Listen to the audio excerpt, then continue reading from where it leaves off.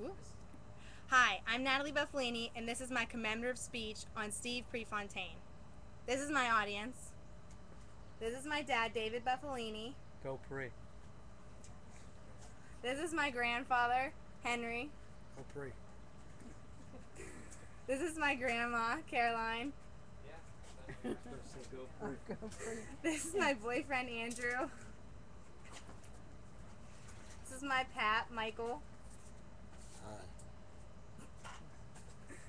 This is my mother, Jane.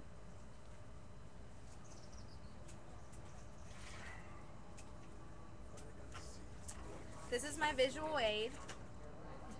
It's a poster of Steve, 5 pictures of him, and quotes on the pictures that he's famous for.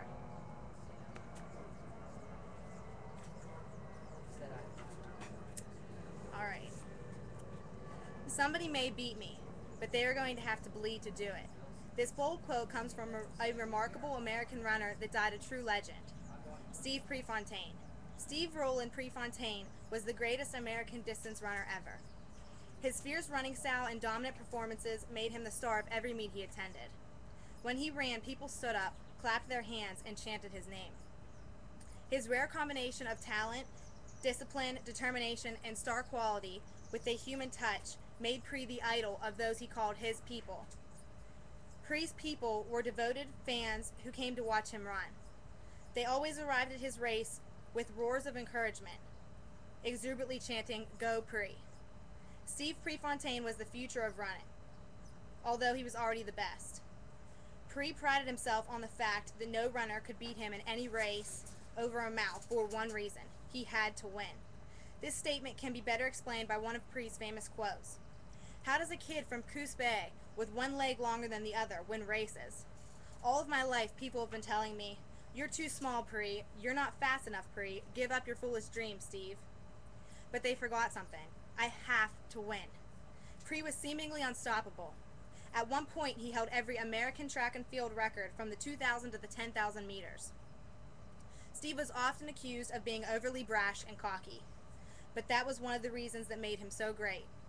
Fans stated that the only thing better than watching Pre run his mouth was watching him back up exactly what he had to say on the track.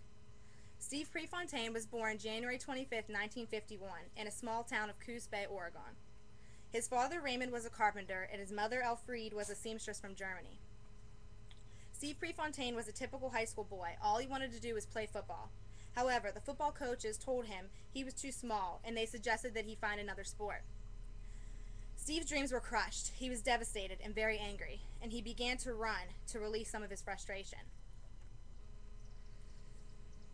Steve Prefontaine started his running career at Marshfield High School. He was coached by Walt McClure.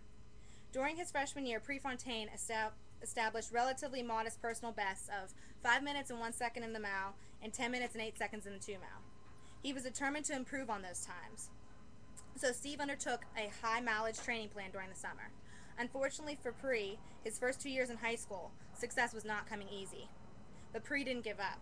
His junior and senior years, he proved himself to be a highly successful runner. He won every meet, including the Oregon States, and he also set a national high school record in his senior year in the 2 mile with a time of 8 minutes and 41 seconds. Pre beat the previous record by 6.8 seconds. Naturally, after Pre set an American record in his senior year of high school, every college wanted him.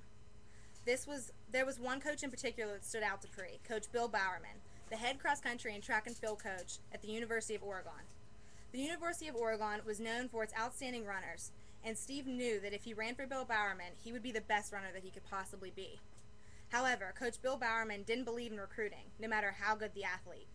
Steve wanted a personal letter from Bowerman asking him to attend the University of Oregon, but Bowerman refused.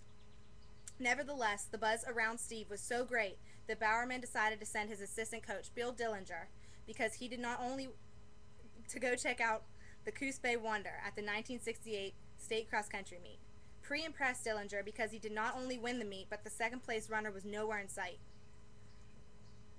Dillinger was quoted saying, "The look in his eyes, even from a half-mile distance, the intensity that I saw in his face as the gun went off, and I thought, that's got to be Pre." Soon after that meet, Pre received his letter from Bowerman, and he chose to attend and run for the University of Oregon. When Bill Dillinger, Bill Bowerman, and the University of Oregon got Steve Prefontaine in the fall of 1969, they got an arrogant, cocky kid with limitless potential. Steve was riding high after shouting the national high school record for the 2 mile. After his freshman year, in which he finished third in the National Collegiate Athletic Association, also known as the NCAA, men's cross-country championships, Steve Prefontaine never lost another race.